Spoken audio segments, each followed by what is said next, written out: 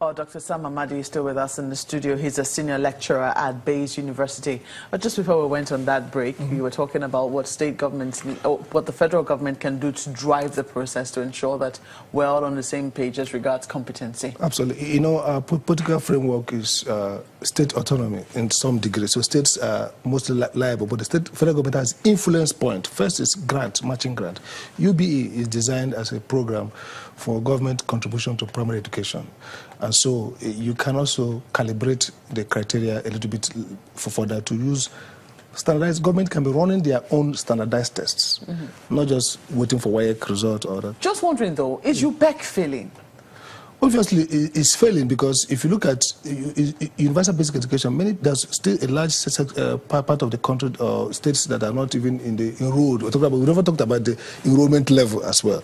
You look at the quality. So money is being sent to the state, but the federal government doesn't maintain, because of perhaps gone shy of being accused of muzzling the states. The federal government is not, kind of controlling how those funds are being used. So what I'm advocating, what we call cooperative federalism. You see, the federal government provides the money, use the money to hold back, to tie the states, and tie them, commit them, not tie them in the political sense of just rhetoric. You must do this, tie them to clear, intelligible standards. This is the matrix. This is what you should be. We are testing you at the end of the cycle.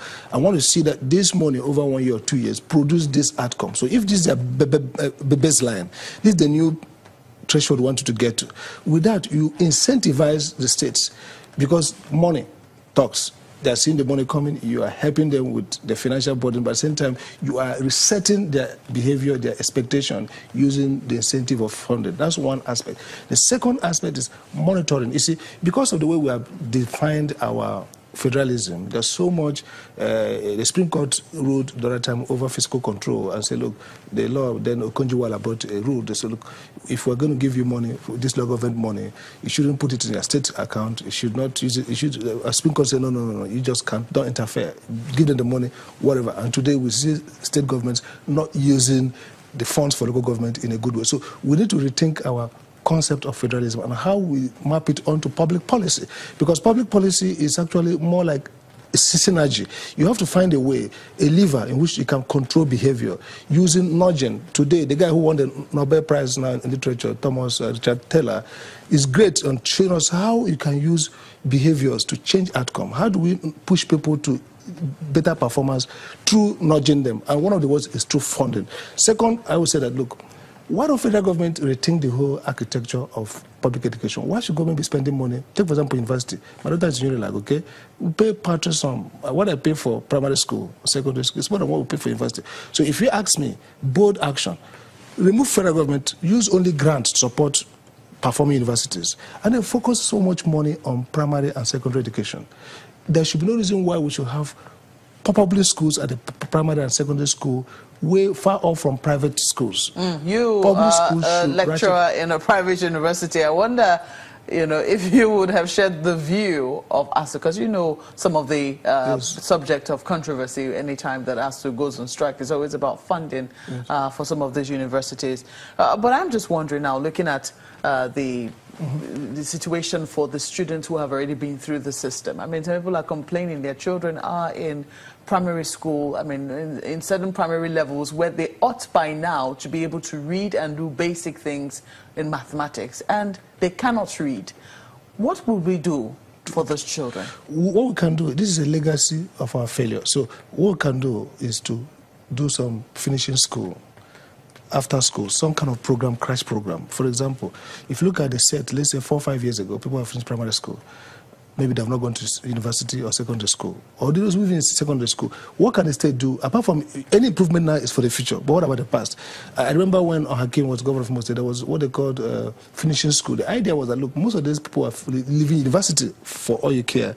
And not even employable. So what they told us was that the problem with Nigeria is not that lack of employment, is that even our people are not employable. The skilling level and what the market demand is divergent. And so that's why, and in a globalized world, it's a problem because nothing stops China from hiring somebody from Ghana Benin Republic, once they speak good English, to come and air program if we can't get good broadcasters. Not to stop the companies, Johannesburg, from having people come from Cotonou, especially with ECOWAS and common movement and common trading, to come and take this job. So in a globalized world, you are competing against the world. You're not just competing against your neighborhood.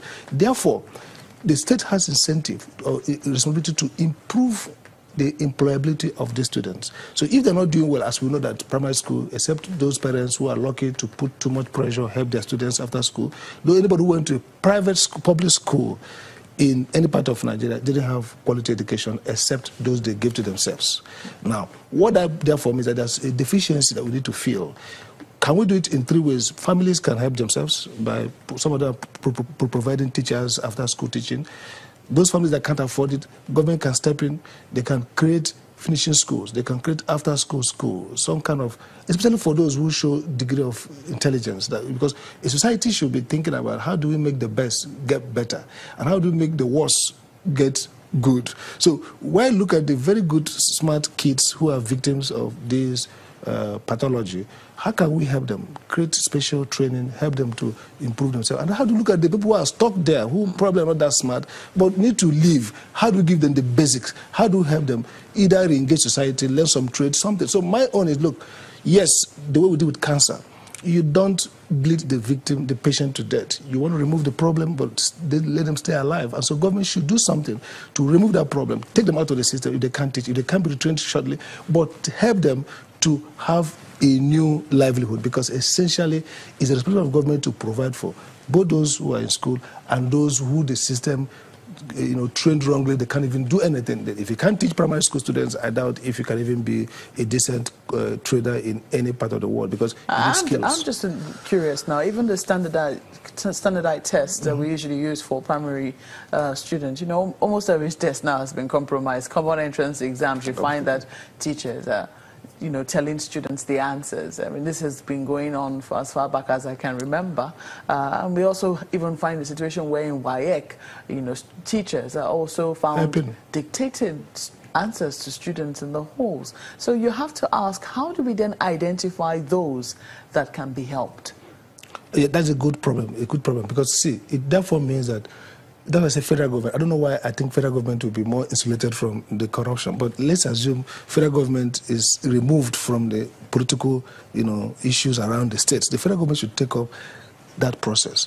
And then you need 3 things. One is that we need to get credible people. You might even outsource the testing to internationals, because the point about corruption that people now lose faith in our system. But I think there are still people in this system who can help to create clean, good enough. I remember road safety, my friend, when he was running, he had to access to JAMB to do the promotion exam. When we are doing promotion in NEC, we say, look, we don't want our people to get compromised sympathy. We have to say, JAMB, step in and help us do a test. So you must look for people who have no incentive, people who are removed from that political enclave, and give the responsibility to create a test. It might be a blind test for you, and we'll try our best to administer it very well. But the question is this.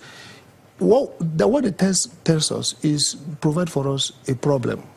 Now, how we define that problem matters. Oftentimes in policy, people define problem wrongly. For example, this cardinal issue can be a problem of stupid teachers who are collecting money and can't teach. One problem. And that's perhaps why people say, oh, you are demonizing teachers. It could be a problem of, wow, systemic rot. Teachers found not to be qualified. So, you see, defining a problem gives you aperture of tools you can draw in. So if you define that teachers who are silly and cheats, who are collecting money, not teaching, it means solution, get them off. If you define it as, teachers who have not developed the skills to teach well, solution will be a much more composite look at how do we reform the system, how do we help them to acquire those skills, or how do we help them to shape out and find alternative means. So definition of problem is where policy problem solutions begin to get amiss, because you define it wrongly, you define it in a narrow sense, you define it in a technical and not an adaptive sense. Looking at the whole system, then you bring solutions that are purely technical and perhaps will not address the problem. Well, I need you to answer this one in yes or no. Are you hopeful, though, that the education system in this country will get better? So the philosopher says we are victims of hope. I'm hopeful that it will get better if 2 things, we decide to say, look, enough with this privilege of bad politics. We have enjoyed this privilege of getting things wrong, incompetent people, helping our people, not caring about those who are qualified. If we now say, look, we are tired, we just want a better society, then we now focus on driving those forms. And the first thing for me would be, federal government has to make a choice. We cannot be subsidizing university education where it should be a question of let the universities go and eat or kill, go and develop a program and attract investment. So let there be two tiers. Best students go to Harvard, the other ones go to those. Best students go to SOCA or IFE or ABU. So let there be a struggle. Then at the local level, subsidize fully primary and second, but that's the basics of education that matters for the economy. University may matter for you and I, but those ones matter for the economy. Well, we have to thank you most kindly for coming on Sunrise today. We know that we can go on and on. Dr. Sam Amadi is a senior lecturer at Debase University and used to be chairman of the Nigeria Electricity Regulatory Commission. That will be all from Abuja. Here is back to Chamberlain in Lagos. I'm sure we're shifting to another topic.